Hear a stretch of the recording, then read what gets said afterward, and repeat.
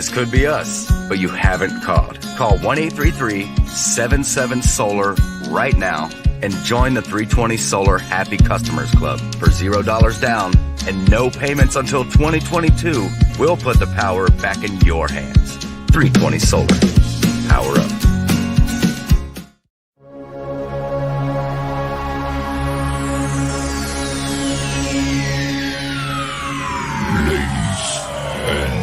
Gentlemen, may I have your attention, please? The show starts in 10, 9, 8, 7, 6, 5, 4, 3, 2, 1. Go.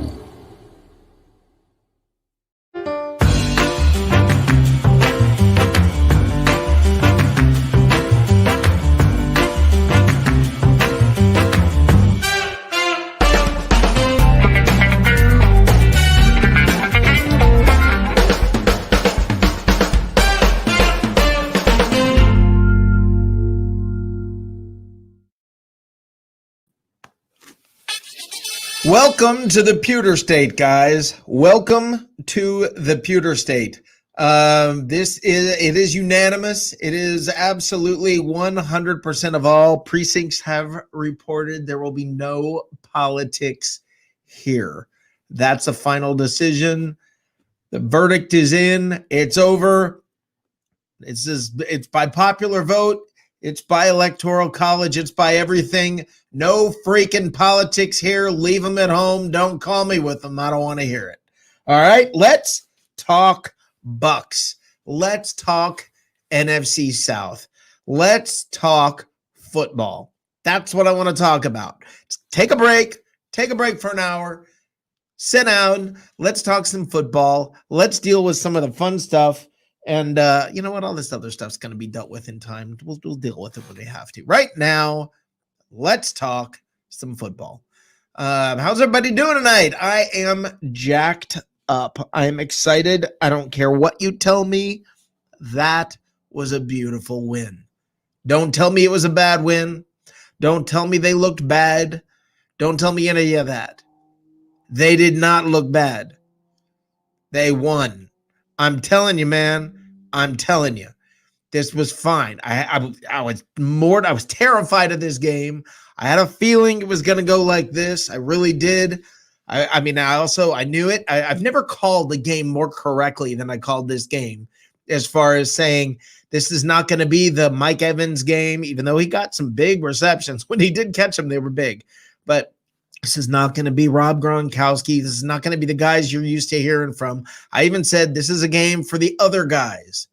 And lo and behold, Jaden Mickens and you know all these other guys are catching, and they're all over the place. So, guys, this was a beautiful game.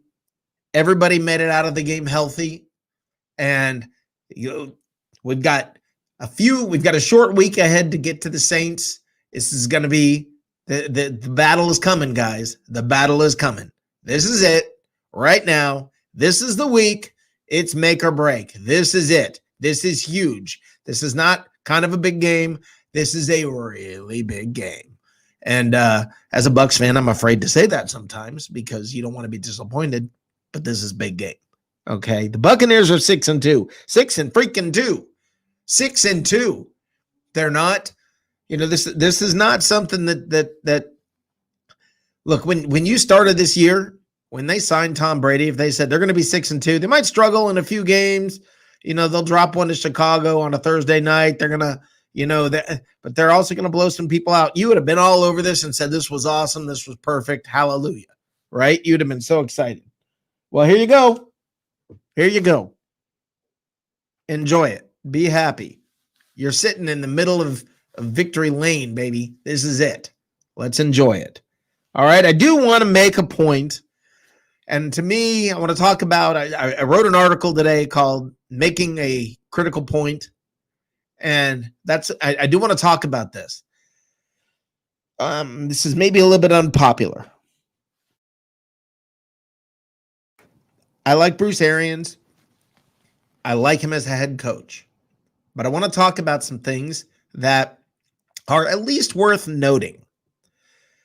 Going back to last year, sometimes there have been some, I don't know, I'm going to call them senior moments where he makes some calls, some coaching decisions, clock handling, some different things that I'm not real sure about. Sort of like last year in the Giants game when he took a 5-yard penalty because he thought it'd be easier to kick a field goal from 5 yards further back. Every once in a while, he seems to do these things. And I want to tell you that in our little chat group for the Bucks Report, when the second half started, and Carlton Davis picked off that pass. It was beautiful. And they went down and they scored a touchdown. They were down by 2, and the Buccaneers went for 2. And I was screaming in the chat room, what the heck are you doing? It's way too early to be going for 2. Why are you doing this? Now I want you to flash forward, and I want you to think at the end of the game, when the Giants are driving down by 8, what if they were down by 9? What if that extra point had been kicked? What if they didn't go for 2 at the beginning of the second half? I mean, why would you do that? To me, that's like you're scared you're not going to keep scoring, or you're scared you're not going to be able to stop them. To me, you take the point because you know it could come back and be important later, and you have confidence that you're going to keep scoring. And I was mortified at the time, and it came down to it. And when they were up by 8 and the Giants started driving, I was shaking my head. It was like, here we go, man. Here we go. And I mean, I do not want to see stuff like this continue happening, because when you play the Giants, you can get away with it. Because to be honest, you're playing a quarterback. If anybody wants to know what it was like when teams played the Buccaneers last year, that's what we just watched. That is what we just watched when you saw, the bad decision making by Daniel Jones, when you saw the he couldn't throw the deep ball, he was missing all over the place. He could still run. He still had some big plays and did some things that made you say, wow. But that's what it was like last year for other teams when they were playing the Buccaneers. And the result was similar. Only this time, Tampa had Tom Brady. And that guy was on the other team. So anyway, my point about this is extra points, anything like that, you don't need to go for 2 early. You don't need to be trying to catch up at the beginning of the second half. You don't need to be concerned because there's a lot of scoring still ahead. And that point would have made a massive difference in the game. The Buccaneers would have been up by 9 when the Giants got the ball with 1 minute and 50 seconds left. It wouldn't have mattered. None of that would have mattered. So anyway, I'm a little concerned about some of the coaching decisions and the time management, like before the end of the first half. I am concerned about time management decisions. I'm not concerned when you're playing the Giants, but in big games with big teams at big moments, they'd better be able to get that straightened out. All right. So if you want to know, so my thoughts in general, if you're a Giants fan, that's what it was like to be a Buccaneers fan last year. That extra point was massive. It wasn't big. It was massive. And I feel like that was a concern. I really do. That was a concern. It was a beautiful game. Listen, you're not going to you're not going to win in a blowout every game. I don't even care if you're playing a bad team. Sometimes the games are going to be close. Those are grown freaking men on the other side of the ball. And sometimes they show up and you're human. So it was a beautiful win. It was an absolutely beautiful win. And everybody ripping on the defense. Hold on. Now I want to talk about, and I see already Johnny Dean coming on here talking about how the defensive backfield, the DBs getting burned. And I want to talk about that because I don't believe that that's necessary. I'm sorry. It wasn't Johnny Dean. It's Mace Daniels talking about Dean getting burned left and right. I want to talk about that. Look, when you are playing a team like the Giants, when you know the quarterback is not accurate and makes bad decisions, you play the game differently. You play more of a no risk it, no biscuit defense. You get more aggressive in that, and because of that, you're going to get burned. You're not going to play the same kind of game against Drew Brees. So you can't look at that game and say, oh man, if you do that against Breeze, well, they're not gonna. They're gonna play a different kind of game. So you really have to think about the inner workings of how this stuff goes down. They played a different kind of defense. Everything was different in this game. It was weird. They're bringing in Joe Haig with that, what they call it, Big 12 or Jumbo 12. I think it's called a Big 12 package with the extra offensive linemen. And they just decided at the beginning of the game, we're just going to pound the ball. We're just going to, we're going to pound it. This is why, by the way, I said they're not going to win by a lot of points. Is because I knew this was going to be the running backs and tight ends, and I called that because you want Mike Evans healthy on the field next week with Antonio Brown, with Chris Godwin going against the Saints. So let me say this. I am not the least bit worried about the defense. If you take away Rojo's fumble and them having a very short field to go on, the free 7 points that the Giants got, the defense showed up again, man. They did it again. You can sit there all day long and you can say, oh man, Jamel Dean was getting burned all over the place. Yes, but not really. Not enough to where they were giving up tons of points or anything like that.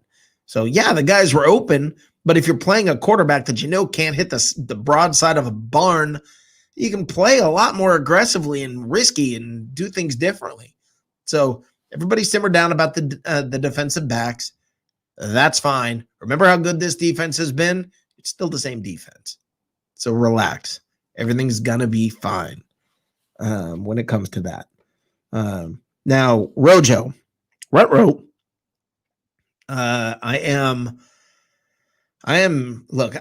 Everybody loves Rojo. And I have a theory about this on why I think everybody loves Rojo. I think everybody loves Rojo because his name is Rojo. Who doesn't like a guy named Rojo? He's got a cool, fun, catchy little nickname. He's a fun little back to watch. Who's not going to like that guy, right? And you want to root for a guy like that, right? The problem is, if he's not going to catch passes out of the backfield, if he's going to fumble the ball, you're going to absolutely hurt your chances against good teams. I'm sorry, but there's 2 games in a row that Fournette has just really outshined Rojo. I think Rojo is a good depth piece. I'm ready to sell when it comes to Rojo. I'm ready to sell. Look, and am I saying he can't have good games? Of course he can. He's done it. He's already done it this year. I am just saying I don't think Rojo is the answer at running back. I'm hoping we start to see more of Keyshawn Vaughn. If we don't, makes me wonder what's going on there. But Fournette obviously is playing like the better back, and that's pretty that's a pretty big deal. Rojo's kind of blown it 2 games in a row, and that's not a small deal.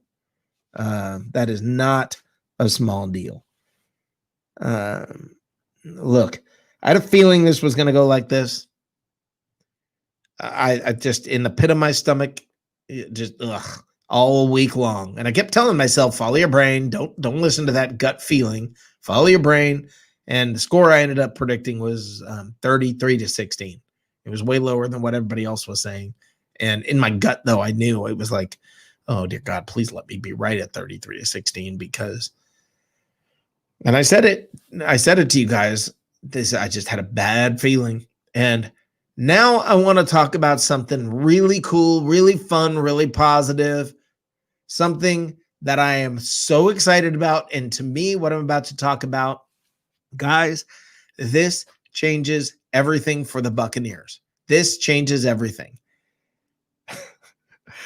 There's a kicking game in Tampa. He's freaking good. He's freaking good. This is not a small deal, guys. This is not one game. This is not 2 games that are going to swing. If he keeps playing like this, guys, this game went a long way. I don't know about for you, and I want to hear from you guys, but this game went a long way for me, for me to be able to look at this and go, okay, there's a kicking game in Tampa, and I know it now. Now I'm not hoping there is.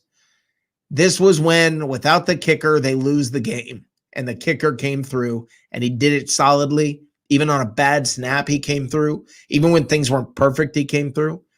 This, to me, is a massive change in what we've seen from the Buccaneers.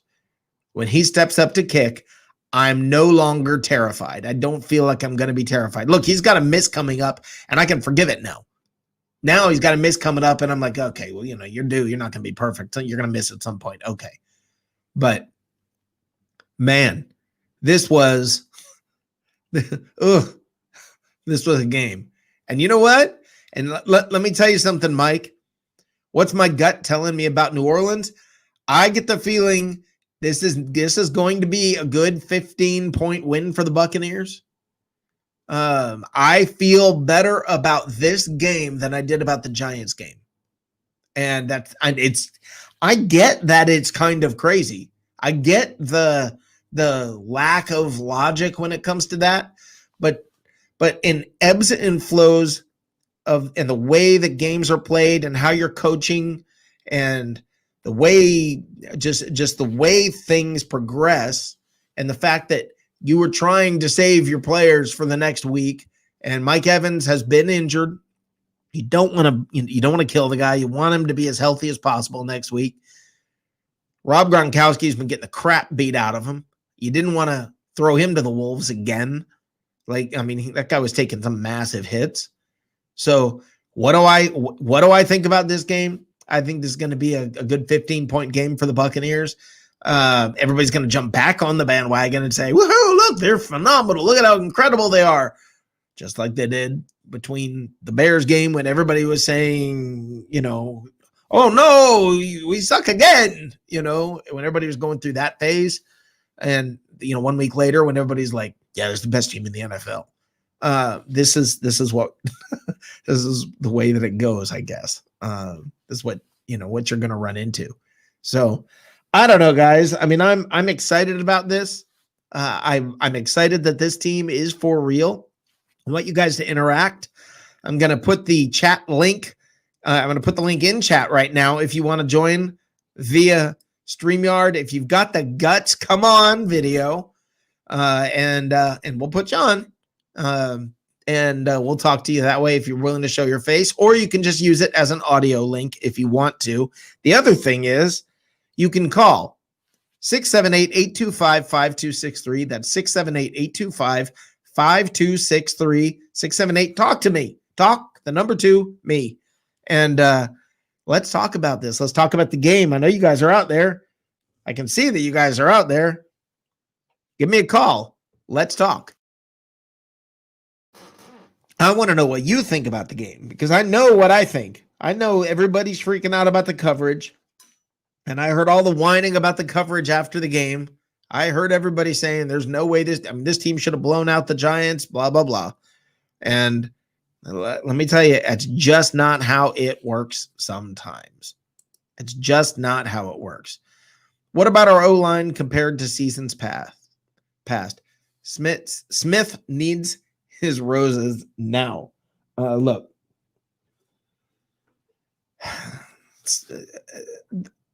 Smith is what he is, okay? He's certainly playing better than he did the first couple of weeks. That's just a fact. He is what he is. He's a guy you're going to see some good plays out of him, and then you're going to see things that are going to leave you smacking your forehead going, what the heck is happening? I think that's what you're going to get from him. He is what he is. It's not going to change. There's no big surprise. There's no light at the end of the tunnel. All of a sudden, Donovan Smith is not going to be a great left tackle. He's done all right the last few weeks. Tom Brady got hit a little more than usual. That did happen this game. But he was holding the ball. Tom Brady was holding the ball, and that was different. Tom Brady was holding the ball for like 4 or 5 seconds. There were a lot of coverage sacks. There were a lot of things there, and Brady better get rid of the ball. And I don't know what happened to him there. He channeled his inner Winston or something where he was just holding the ball for 5 seconds until he got hit. So I'm not so sure, but I don't know. Drew will throw a pick, and I see a lost fumble by him too on a white blitz when we win by 14. I could see that, Jimmy. I don't think that's an unreasonable guess at all. At all. Is Antonio in game shape? That Florida heat can take a toll on you. It's humid. Listen, Mike, he's been, I believe he's been training in Florida all along, and they said he looked incredible in practice. The word out of camp, I mean, out of the Bucs facility is, holy crap, he's looking good. So I would say, batten down the hatches. You got Antonio Brown with a chip on his shoulder wanting to prove something. And that could get fun. That could get really fun. Guys, this is going to be the first game probably this season that you've got both Evans and Godwin supposedly healthy. And on top of that, you're adding Antonio Brown. Who in the heck are you going to cover? Now throw in a little, a dash of Gronkowski, sprinkle on a little Scotty Miller, maybe stir in a little running backs out of the backfield, out of the flat. Who are you going to cover? I mean, how many people are you going to have on defense? You going to let Brady just sit back in the pocket for 10 seconds? I mean, you got to send people after him. It's just going to be insane. I mean, I don't know the answer. I don't know how you can stop the Buccaneers at this point. I just don't know. I don't understand how. I don't think what you saw in this game is going to even remotely resemble what you will see against the Saints. I don't think you're going to see it. I don't think the offense, I don't know what they were. I don't know what happened, but to say that they went into some sort of conservative mode, which is so antithetical to everything that Bruce Arians talks about. I mean, he went from, preaching and screaming, no risk it, no biscuit, to no risk it, no risk it, no. I mean, I don't know what happened there. So we'll see. I mean, it's gonna be an interesting week. I'm very much looking forward to it. Come on, guys. You're being quiet tonight. What the heck's going on? Everybody's out there trying to figure out what you want to watch. Welcome to the Pewter State, guys. This is what's cooking in the South. And we're also going to talk about the other teams in the NFC South. And I think the Carolina Panthers, welcome to Midnight Cinderella. The pumpkins are, I mean, the chariot is back to a pumpkin or whatever the heck that worked, or the horses have become mice. I don't remember how that worked, but everything's changing back to normal. Everything's going back to what we expected. The Panthers seem to be coming apart at the seams. Falcons seem to be waking up, but at any given moment, they're going to be a disaster. And the Saints just don't look like they are like they're what they used to be. They just don't. And Drew Brees certainly doesn't look like what he used to be. I mean, there are a lot of issues going on there in New Orleans. Now, they're going to have their receivers back. They're going to be a little more back to their normal selves, but I'm not sure that matters. I really am not sure that matters. When you look at somebody, when you watch people play, and you watch them year after year after year, and all of a sudden something is just you can look at it. It doesn't pass the sniff test, the eye test, whatever. You look at it and it's like, this looks very, very different. This Saints team they've got the same record as the Bucs, but something's off. Something is not right. And I think that if the Buccaneers do what I think is going to happen this Sunday, a lot's going to change in as far as perceptions in the NFC South. I think you expose the Saints when you play this defense and this offense. I think it's going to be a whole different change. Now, guys, we have a special guest coming on here. It's Christina from the Tampa Bay Tampa Bay Sports Network. That's BAE. Christina, welcome to the show. Are you? Hello. Thanks for having me. Uh-oh. What's happening? We're Hear me? problem with. There we go. Can you hear me? I can hear you, but something's going on with the Wi-Fi stream, with your stream. With my stream? Yes. Mm, Hold on just a quick sec. Let's try and add her back and see if that helps at all. All right, now let's try. can you hear me? Nope. What's going on? Is this breaking up for anybody? Okay, yeah. Mace just said that for some reason your stream is, well, you're frozen at the moment. How about this? Can you try and reboot Christina and come back, and I'll bring you right back on? Yeah, I'll try that. Okay. All right, we'll get her back in a second. Now I know that what after y'all saw her, watch all the people. Everybody's gonna stay now. That's how that's gonna work. Anyway, guys, as I watch the Saints, as I watch the Panthers, as I watch the Falcons, and then you watch the Buccaneers, doesn't it just feel like there's a whole different class?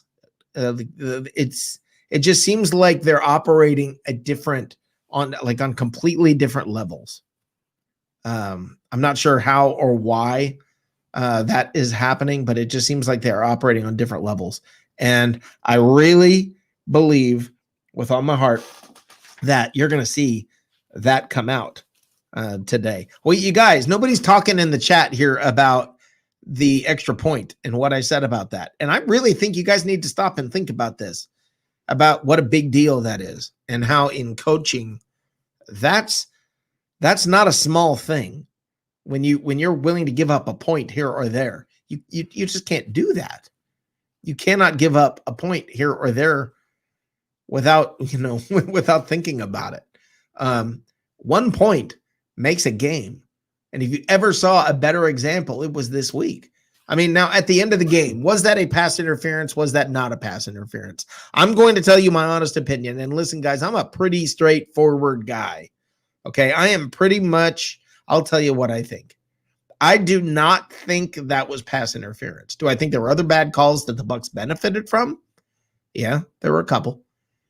But I honestly believe that this was that call at the end of the game was a bang, bang, almost simultaneous, if not simultaneous play.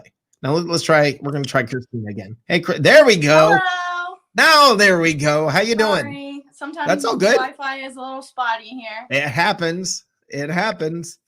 Welcome. How are you doing this victory? I'm great. Victory Tuesday. Woohoo! I am pretty darn happy about this whole thing. Yes. I really, really am. I mean, there are games that people get upset about, and everybody was like, this is embarrassing. And I'm like, this is awesome. They won a game that they didn't play well, Mhm. that they had some injuries, and that it was more of a struggle. They won that game anyway. Right. And to me, that speaks volumes. Oh, exactly. Yeah. And a lot of the players team, said, last year they would not have won this game. Right. Yeah, it was a crappy game, but they pulled it through. So win is a win. That's all. It was a beautiful, crappy game. Yeah, it was a beautiful, crappy game. It was, I mean, when you look at some games, you look at it and go, oh no. And that feeling in your stomach, and with Brady at quarterback, even if this game had gone to overtime, I think the Bucs would have won. Yeah. And it's different this year. It's just different this year. Yeah. I definitely was glad that we didn't see it go to overtime. Oh my God. I would have gotten even more anxiety, but we're good. We're good. Yeah. Yeah. I was, before you were born, there was a movie called Die Hard. Okay. And in Die Hard, one of the scenes, Bruce Willis looks up at the camera and goes, I hate it when I'm right. And that's exactly how I felt about this game, because I freaking saw this coming. Yeah. And, everybody else is like, it's going to be 45-10. And I'm like, oh, sure. Okay. I really thought it would be, I thought the Bucs were going to play a lot better, but Well, tell me what your thoughts were on the game. Tell me what you thought about the whole thing as you watched it. What were your thoughts? So the entire time I was kind of just like, what is happening? I can't believe this. They're so slow, their lack of energy, and it just was not the Bucks. They were not playing up to par. They were not playing as good as they could. Defense was slow. Defense looked lost most of the time in coverage. And, you know, they talked a big game. JPP especially, he was like, I'm going to come for them and I'm going to come for them hard. And he didn't get a sack until I think the fourth quarter. So, and then offense, they just weren't getting it together, you know, passes weren't being completed and they just couldn't get the run game going. Yeah, it was. And it just seemed like the way that they were playing the whole game with adding an extra offensive lineman, throwing to Jaden Mickens. Yeah, that was strange to have Jaden Mickens in as, you know, playing Chris Godwin's position. It was very strange. And them throwing to him a lot. Constantly. It was almost like, you know, Tom Brady typically targets Scotty Miller more than most. Right. And so it was like he was targeting Mickens just like he targets Scotty, kind of like that same thing. So right. And definitely Mickens is not up to par. No, every time whenever you see him catch a punt, is it not scary? Is there not? I mean, you're just watching it the whole time going, oh God, oh God, oh God, oh God. I really do not like him in the punt game, which is something I'm like, when are we going to see someone else try this? Because we're in midway through the season and he's still returning punts. Like, have we not noticed that we need someone else? Yeah. Well, I mean, I'm not, who are you going to go to? That's the only problem is if you don't have anybody else good, you know, even though he may not be good, if that's what you got, that's what you got. Yeah. So exactly. I don't know. I mean, it just, I don't know. I mean, Bruce Arians has mentioned that, you know, Antonio Brown is good in the punt game. So we'll see if he maybe gets out there versus the Saints. Versus the Saints, or maybe in the future. So part of me thinks that would be awesome, and part of me is like, no, don't get him killed. Just don't get him killed. Yeah. I want to see him. I want to see him succeed. This is the thing with everybody ripping on him and talking about everything he's done wrong and all this. And I got a theory about this, guys. Yeah. I have a theory about Antonio Brown, and maybe I'm wrong. Okay, I may be wrong, but for so many years, Antonio Brown played with the Steelers, and maybe there was stuff going on behind the scenes that we didn't know about, but he really wasn't causing massive trouble off the field or anything. He really was not causing tons of problems. No. And then all of a sudden, in a very compact time period, he started causing issues. Yeah. So something happened in his life to make things change. And guys, I am no doctor. Okay? Right. We're not psychiatrists. Right. But I wonder if the guy was not off of some sort of meds. Yeah. And was not realizing his decision making and everything wasn't right. Mm-hmm. I don't know. I'm not sure what to expect. I mean, exactly. Like, I want to see him succeed. Obviously, you know, I believe in people getting the second chance they deserve it throughout life, not just in sports, but to see him come to Tampa Bay is a really huge thing, and I want to see him do well. So far, what everybody has said on the staff is he's doing really great. Right. You know, this week will be the first week that he will be allowed to practice with the team. Yeah. So as we go on through the week, we'll see how that goes. Yeah, and you know, the thing that I find funny, look, I want to see the guy do well simply because of this. And everybody talks about all the bad things he's done. Yeah. But the guy put his body on the line and played hard, not kind of hard, played at a next level kind of a thing. Right. Wide receiver. Right. And this was not, if I'm correct, he was not drafted in the first or second round. This was a guy that was drafted later in the draft. I mean, and he became something and that's strictly because of commitment and effort and energy and all of that. And if he can refocus and get that same level of commitment and everything, I want to see that because it's a guy who's somewhat earned it. Yeah, absolutely. You know, and this is his last shot. If this season he does not play well, even if if this season he doesn't play well, he won't play for another team ever again. If this season he has outbursts and behavioral issues, Yeah. he won't play till the end of the season with the Bucks. Like that's just plain and simple. No, I mean if if the guy farts in a meeting room, they're going to cut him. I mean, yeah, I don't know about that, but yeah, I mean, it's any going to be little- my point being he's that close to the edge. Yeah, You it's know, pretty, he's riding it's that pretty edge. close. Right. He's right at that edge of being like, what are you doing, man? What's Yeah. you know, I mean, it's boom, that close to being And I cut. don't think there's like with some players, you give them like 1, 2, 3 strikes. I think with him, Mhm. one bad thing happens and he's out. Yeah. It's done. Yeah, I agree. And I just really want to see the guy. I'd love to see a guy like that come back and say, you know what, I've learned. Mhm. I've been humbled. I figured it out. I'm doing what I have to do. I'm sorry. And then succeed. Yeah. That's a great story. Yeah. I mean, it that's is. a, and that's what and- I'm hoping for. I think Yeah, that's me what a lot too. of people are hoping. yeah, man, I mean, Mhm. it's awesome as a Buccaneers fan, but just as a human being, it's all that's a cool thing. Yeah, You know? absolutely. Yeah. Yeah. Just to see people like change as a person, Yeah. overcome their issues. Yeah.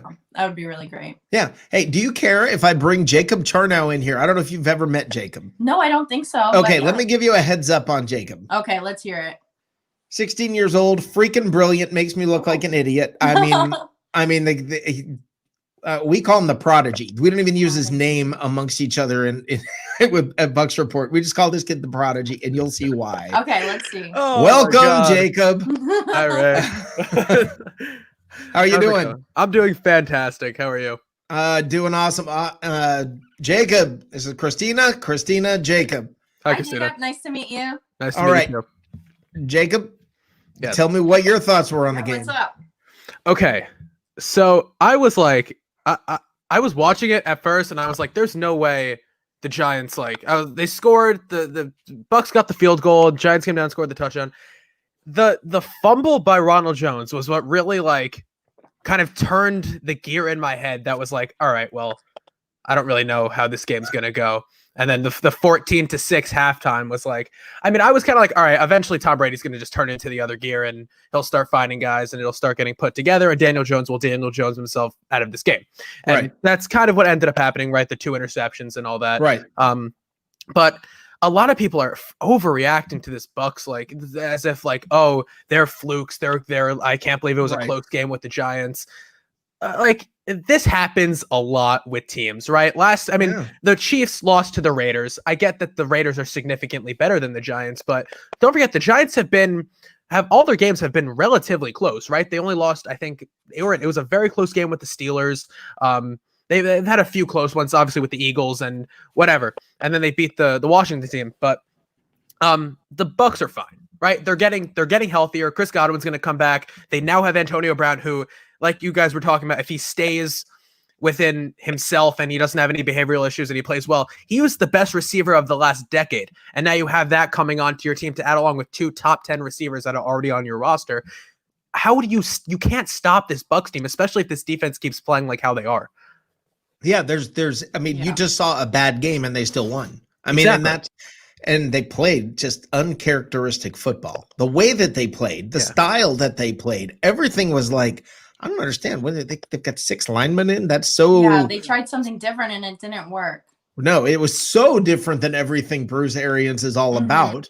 With no risk Right. and no biscuit. And he did the exact opposite of no risk and no biscuit. He played as Oh. safe as you can possibly play in that game when it came to Right. offense. And it was odd. I mean, the throw to Mickens, I don't know. Maybe it just seemed like it, but I don't have the stats in front of me, but I swear they targeted him more than they targeted anybody else. Yeah. That's freaking bizarre. Yeah, it was I mean, weird. Yeah, a guy gets one pass thrown to him the whole year, and all of a sudden he's the entire focal point of your offense. It was just weird. And Mickens had Yeah. 5 catches for 36 yards. So it was him and Mike Evans both had 5 catches. So yeah, he was but how many times even did they throw it to me? I mean, when they and threw it to Evans, he was dropped catching it, Yeah. but they were throwing to Mickens constantly, and I was just Mhm. like, "What in the heck are they? Yeah. What what the heck is happening here? And I think, and I said it, predicted in advance, this is going to be a game for the other guys, that this was what they were going to do to try and save him for the Saints. I just didn't know they were going to go to that extreme. Yeah. So Jaden Mickens was targeted 8 times. The next closest was Mike Evans with 7. So that was. Oh, okay.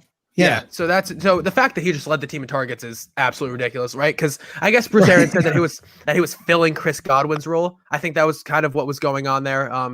So that can't fill Chris Godwin's role. He's not freaking Chris Godwin. He's Jaden Mickens. Right. So I'm also, so another point that I want to make is, so I get Tom Brady playing in Foxborough for his entire career so far, but I live probably half an hour away from MetLife Stadium, and I was outside with my friends there still playing football. It was super windy. It was cold. I was playing quarterback. I couldn't throw the ball more than however many yards, and the ball was moving. So I don't know. Sure, Tom Brady played in Foxborough his entire career, but none of these other guys play in MetLife, played in Foxborough, right? Mike Evans, all these guys, none of these receivers, this offensive line really didn't play that much in cold weather so far. It's hard to play in windy weather in football, right? That's just, and that could have been a major aspect of the Giants constantly playing in MetLife Stadium in New Jersey when it's always so cold here during football season. So that could be another aspect to look into about why this game was so close. Yeah. Christina, what do you think about Rojo? What do you think about Rojo?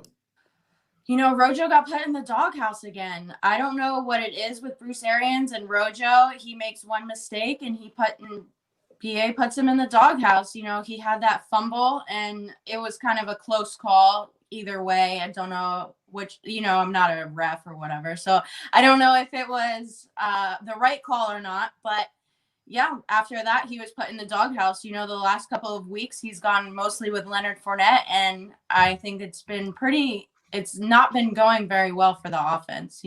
They need Rojo to get going again. Yeah. Jacob, what are your thoughts about Rojo and what's happening there? 2 games in a row. So I guess this was something I was talking about way before the season started. It doesn't feel like, so it feels like Bruce Arians likes everybody else on this offense besides his running backs. And that's why he's brought in so many. That's why he got Leonard Fournette. That's why he had LaShawn McCoy. That's why they drafted Keyshawn Vaughn, was because I don't really think that they trust Ronald Jones. And in the first couple of games, I get he was getting the majority of the running back snaps, but I feel like that's going to start evening out. And I think it's mostly because Ronald Jones has been with this Bucs offense and he knows the system. He knows how this offense is run. As Leonard Fournette starts to kind of get into his own and start playing better, Leonard Fournette was an 1,100-yard rusher. I don't know about last year, but definitely the year before he was playing. Right. He played really, really well. I think that Bruce Arians doesn't really like Ronald Jones to start with, and every single mistake he makes is kind of like to the whole rest of the coaching staff, which I think does kind of like him, kind of like an I told you so, and that's why we got Leonard Fournette, that he has an excuse to throw him in there. But that's I don't really know what's going on. No, that makes total sense. But I don't know if you heard what I said earlier, but I feel like, okay, everybody's rooting for Rojo, and honestly, my honest opinion, part of the reason everybody likes Rojo, his nickname is Rojo. I mean, cool name. Seriously, I mean, it is. It's a cool name. It's a fun name. He's a fun guy to want to root for because his name's Rojo. Yeah. But I mean, if his name was Peyton Barber and it was the exact same guy, 365 days ago, Ronald Jones wasn't even a name that people talked about. Right. That's the difference. Right. And now the Bucs are all of a sudden. They did here. They did in Tampa. People wanted him, and they were saying, why are they not starting him over Peyton Barber? And they should have started him instead of Peyton Barber because Peyton Barber was just bad. Okay. Right. And Ronald Jones was a little better than bad. Yeah. But so Rojo has never been loved here in Tampa by the coaching staff. He's always been that second guy. So this year to have Bruce Arians have him as the first guy is really important, I think. And I like that Bruce Arians brought in all of these, all these running back assets, but he's not incorporating them all. So I understand most teams have one running back that they go to, but we have the 4 running backs. Why are we not mixing them all together and having them all work together? Well, I think they are just not. Well, I mean, just not. I think LaShawn McCoy missed. Yeah. I mean, missed a massive block, and Tom Brady got leveled a few games ago. Yeah. And honestly, you're not going to risk Tom Brady to put. Oh, absolutely not. Whatever age old running back who, there are other people on the team who can do what he does and then not miss that block. Yeah. So I think LaShawn McCoy is there as a break glass in case of emergency. When things go wrong, you got a pretty good guy back there sitting in the back, and I think that's going to be his role. I would like to see Keyshawn Vaughn get a little more action. That's what I was going to say. I was like, I really liked him. I like Keyshawn. Yeah, I want to see what happens there. Tyler Johnson. Now, look, Tyler Johnson, this guy looks like he's the real deal, and I want to know why that guy's not playing in the Chris Godwin role. So the entire game, I was like, where is Tyler Johnson? I was like, why is Mickens in? I was like, where is Tyler? Because I love that kid. I think he's really good. I think he can be, that third star. He plays a lot like Chris Godwin to begin with. Right. So I don't know why he's not. Right. Yeah. Completely.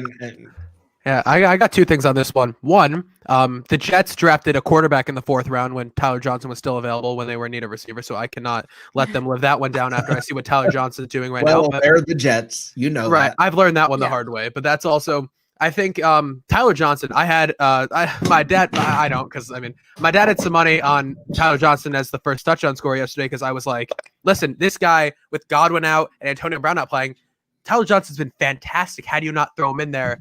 Because I didn't even think Mickens was a possibility of that wasn't even in the realm of my mind that Shaden Mickens was going to come in and get most of the targets. So that's whatever. And I just don't understand it. Even if you're gonna go, if you want to save your players, why aren't you throwing to Tyler Johnson, who's proven himself? Right. And on the field, he's proven himself, and Jaden Mickens just keeps. I don't know. Maybe the guy's great at practice. He's just average. I just don't see anything special about Jaden Mickens. And, I see something in Tyler Johnson that maybe like Bruce Arians doesn't see. A lot of Bucs fans see something in Tyler Johnson. It's not just me. Like everybody has been saying it. He had critical catches that were big catches. He took that hit that was he got nasty. Big hit and walked away from it like it was nothing. And the other guy got hurt. Whoever was a hit him was the one that got hurt, and he stood up and walked away. I think that play was one of that was a game changer right there. I think it was either in the 3rd or the 4th. 3rd and 16 or something like that, and they got the first down. And then it was just amazing. Yeah. It was a great catch by him, the rookie. Yeah. So I don't know. Why is he not playing more? Every time I saw Mickens catch the ball, I said, "Where is Tyler Johnson?" Right. So, Mickens dropped the ball. Yeah. I got no answer for you. There is no answer. There is no answer. We don't know what incredibly Bruce average. does, what goes on in his head. Yeah. He looked like a Ghostbuster. He looked Jacob, like Ghostbuster, Darth Vader. Yeah. Now I'm making a big deal out of this, and nobody else seems to care, and I don't understand it. Even in chat, I don't get it why people are not catching on to what I'm saying here. But to me, at the beginning of the second half, the Bucs went into the half down by 8. They scored a touchdown pretty quickly because of the interception by Carlton Davis. Now they're down by 2, and they decide to go for 2. And I'm screaming in our chat, why are you going for 2? No. There's way too much time left in the game. You don't need to tie it up right now. The difference between being down by 1 or tying it is nothing. It's irrelevant. Get the freaking point that you can get. Mm-hmm. And now flash forward to the end of the game when the Bucs are up by 8 and the Giants get the ball and they're driving down the field. What if they were up by 9? Yeah. Instead of 8? That point would have been huge. Exactly. So that was like kind of a last year kind of move. Like we were always losing those extra, like either the extra point because we had bad kickers or the 2-point conversions we would always fail on. Yeah. So we would always be down that extra point that typically. Yeah, but it was just unnecessary at that point of the game. Yeah. It wasn't. Yeah, it definitely was not necessary. So I was doing the same thing. I was like, why is this happening? Right. And it's too early. Go down 14-13. Yeah, it was with Tom Brady. Decision. What, Jacob? Any thoughts? Yeah, no, I completely agree with the point that last year, I was saying this last year too, and I thought I obviously didn't have I had no outlet to say it besides with my own friends. But listen, the Bucs, you cut down on those interceptions, obviously with Jameis Winston. The Bucs are in the playoffs. The Bucs are a playoff team. They're 10-6, 9-7. So you replace you put Tom Brady in there, who's not going to throw obviously nearly as many picks as Jameis Winston did, and those 1-point losses or whatever because of interceptions or whatever, you win those games, you're in the playoffs. Well, this is what I said watching this game. If you're a Giants fan, that's what it was like being a Bucks fan last year. Yes, absolutely. Bad Getting decisions. so close, and Right. then The losing. bad decisions that cost you the game. Mhm. Game you could have gotten away with. You could have beaten a much better team. You've got it. You're right there on the edge of being able to pull something like that off. And then, nope. Just gone. You know, bad decisions, bad decision making, and not getting the breaks right at the end. And I do not think that was pass interference. I mean, it was close, but it was very close. it certainly was not clear pass It wasn't interference. clear. Absolutely not clear. Right. I think it was interesting the fact that they threw the flag and then picked it up. I think Yeah, that was the weirdest thing was like if make the decision or don't, and the fact that they like I don't know because it was a very good play by I think it was Antoine Winfield, right? Yeah, Yeah, I love that guy. He's if I'm getting a Bucks jersey this year, I'm getting him because I'm already planning on getting the pewter one in him. yeah, like I love that. I think he's gonna be fantastic. Like he was I think he wasn't even my top rated safety coming out. It was like Xavier McKinney or something, but he got drafted in what round? What was it? Right. I think it was a third round. Yeah, I think it was third. I think so. Yeah. I'm almost positive it was third. Yeah. And he's been absolutely fantastic. It's just I don't know if it was necessarily pass interference because no matter what happens, right? People are going to complain.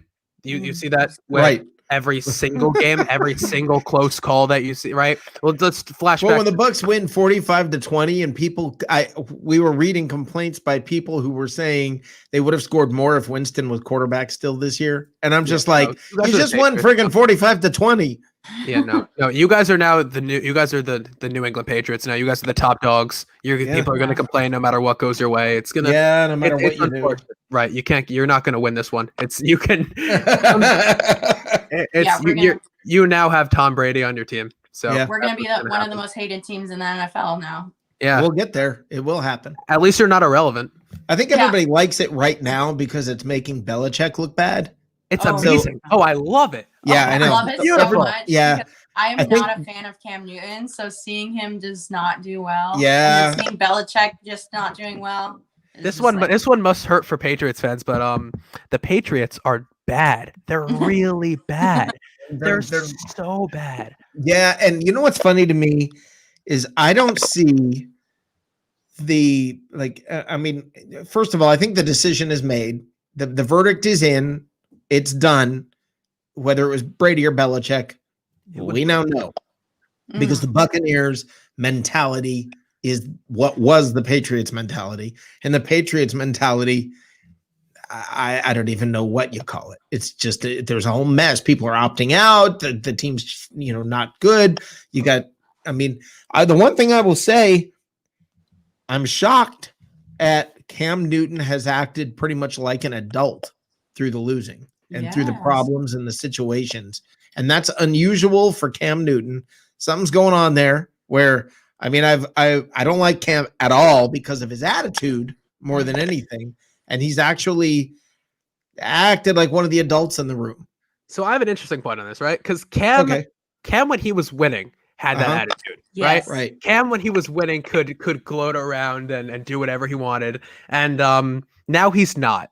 And if he's but when he was losing, he was a crybaby. And if he were to walk around right now and be like, oh, whatever, if you were like, oh, it's not my fault, guess what? He's out of New England. That's not like they don't tolerate that there. That's not happening. Like that's a good point. The fact that Cam Newton isn't winning, he has to take accountability. Who's he gonna blame? Belichick? No, he won't. You don't blame Bill Belichick for things like that. He should for not paying weapons and receivers to surround him with, but he won't because this is Bill Belichick, probably the greatest coach of all time, next to maybe Don Shula. But you're not going to blame Bill Belichick. Cam Newton knew that. He's taking accountability, but he's not doing anything about it. So he can just list things that he's doing wrong, but he's not doing anything better each week. Right. No, I agree with you, and I think it's that this is Cam Newton. Okay, you're seeing Cam. There's he's being exposed for who he actually is. For the weaknesses that he has. I don't believe I think Cam Newton viewed himself as what Patrick Mahomes is. Yeah. Okay, I'm not saying Yeah, I'm just saying. I think that's in his own eyes. The way he saw himself is he saw himself as though he's Patrick Mahomes. Patrick Mahomes is actually that guy, Mhm. and I think Lamar Jackson's coming back to reality. I think you're starting to see some of that. I think you're seeing, yeah. I mean, it's Moving out a little bit. yeah, yeah. I mean, linebackers are quite literally catching up to him, Yeah. and and are hitting him, and the reality is settling a little bit there. So Baltimore is starting to struggle. Pittsburgh looks like the real deal, but the NFC South, I mean, what do you guys think about the Saints? Because I just think, meh. Yeah, no, they're bad. No, they're not. They're not bad. I'm not going to say they're bad because they're not bad, but they're still playing off reputation, which is their reputation of they're the New Orleans Saints. They're going to consistently win this division because normally the Bucks, the Falcons, and the Panthers they're all very average, and the Saints have been the top dogs with Drew Brees and all these guys coming in and out. Sean Payton. The Saints are still good, right? Drew Brees, he's regressing, but he's not bad. Kamara is probably the best weapon to have in the NFL right now in terms of rushing and receiving. And they're going to get Michael Thomas back, who I think they should have gotten rid of because he's a problem in the locker room now, which I think there's more than just Michael Thomas going on in that locker room right now. But yeah, you would think because how and it can't be that I mean, all right, I'm going to connect some dots. Does this go back to Drew Brees' comments earlier this summer when it might. Yeah, it really might. Very well could. Yeah. So I don't know. I mean, I'm jumping ahead and connecting dots. Well, I'm just trying to process the information and go, what is different? It just seems like Drew Brees had the respect and this presence about him there in New Orleans, especially, and it just seems like with the players, it's gone. Yeah, and I think like Michael Thomas and Alvin Kamara, like as they're getting better, they're kind of getting that attitude that they're the best, and that attitude is just not it's just not working out. Yeah. Right. Well, let's take a look at all the headlines that were with the New Orleans Saints for the last couple months, right? Drew Brees, all his comments that he made. Alvin Kamara couldn't agree on a contract with this team. Michael Thomas just punched his teammate in the face. I don't like how your top three players on your team definitely are, and your three leaders. Does that not happen more than we realize, though? I mean, I was thinking about this at the time. Okay, punched his teammate in the face. Really, that doesn't happen more than we know about? I mean, I would think in practice and heated practice where they're hitting each other, I would think that happens. Rarely your captain, though, I think. Yeah. I think rarely that makes sense. Rarely the best player on your team is coming in and punching your corner in the face because he called him slant boy or something. It was it was funny when he called him. Yeah, it was right. Christina, what do you think about the Saints? Yeah. So we shut them. So other than a couple of things when we played them in the first game, we shut down Alvin Kamara and Michael Thomas. So they were not able to get anything on our defense. Our defense is one of the best defenses in the NFL right now. Right. They didn't look like it last night. They definitely did not look like it last night. So I think being at home, having fans in the stadium is definitely going to help the Bucks get that energy that they normally do, get that defense, like the energy that they crave and they want. So that's going to definitely help them get pressure on Drew Brees and then stop that run. So, and then Tom, just on the other hand, just has to be consistent. He has to be consistent, and the receivers have to catch the ball. It's that simple. I'm excited to see AB, see what he can do. And hopefully, we don't know if Chris Godwin's going to be back or not this week. It's kind of like let's see how we go. I thought it was. So I may be wrong about that. Yeah. If it's still up in the air. Christina, I'm going to go ahead and shut this thing down for the night because it's kind of a special night, even though thank you guys. I want to tell everybody in the chat room and everything, thank you for not talking politics. Yeah, but it's kind of a special night, so I'm gonna shut this thing down. I've been working all day. I got it. I ran in the door and made this. Hopped on and did this. So I want to thank you guys for stopping here. But Christina, first of all, will you tell everybody where to find you? Yes, everybody. You can look me up on Facebook, Instagram, and Twitter at Tampa Bay Sports. That's Tampa BAE Sports. I do all content on all of the sports in Tampa Bay. Awesome. Christina, thank you for joining us Thank you so being a much. part of this. And I would love to have you back here anytime you want to come. Yeah, thank you so much for having me. Thank you. And you have a great night. You too. Jacob, I wish I could have come on your show absolutely. tonight. I really do wish I could have. But the day job called. So Absolutely. what The I'd like grind. you to do is tell everybody where you are at and what's going on with you. Yeah, for sure. So Hard Count Football on YouTube and SoundCloud. It's just I do predictions, reactions, whatever, all the fun stuff. And then Hard Count Football podcast live Tuesday nights at 7 p.m. Eastern on the Hard Count Football YouTube channel. And then if you follow me on Twitter at Jacob Charno and Instagram at Hard Count Football, you could check that show out there as well. Yeah, just a lot of fun stuff going on right now. Rick, thank you so much for having me. As always, I'm sure I'll be back very soon. Thank you very much. I sure hope so. I mean, Yes, seriously, absolutely. It's always a the lot of more fun. you want to be a part of this show, you are welcome to do it. So It's always thank a lot you of very fun. much. I love it. All right. Thank you. Have a man. great night. You too. All right, guys, I'm going to shut this thing down and call it a night and say thank you guys for being a part of yet another What's Cooking in the South. I'm excited about what happened. I really am. I think Monday night was not a bad night. It was not a bad game. I'm excited about it. I like what some of y'all are saying here. AB goes 5 for 80 and a TD. I think he's going to get 100 yards in game one at least. I think he may get more than that. I would not be shocked. I'm telling you guys, watch both AB and Mike Evans go for over 100 yards. Watch, it's going to happen. Okay. So guys, let's get ready for a great week. I am excited as a Bucs fan. I think there's so much to be excited about. When you have a bad game and you still win, why the heck wouldn't you be happy? So enjoy this thing, man. They barely won. They could have lost. They didn't lose. And that's new. That's a brand new thing for this team. They pulled it out in spite of themselves. So guys, they snatched victory from the hands of defeat instead of snatching defeat from the hands of victory. Everything's different this year, guys.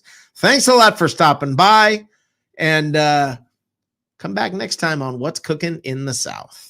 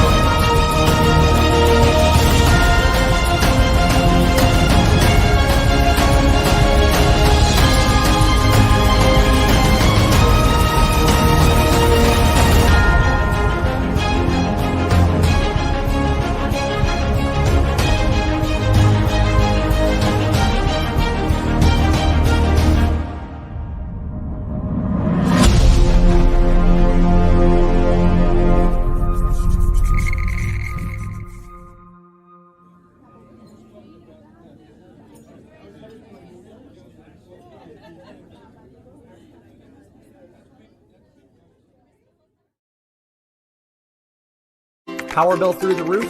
At 320 Solar, that power bill will be no more. In fact, about 90% of our customers report lower solar payments than with electricity. That's more power in your pocket. 320 Solar. Power up.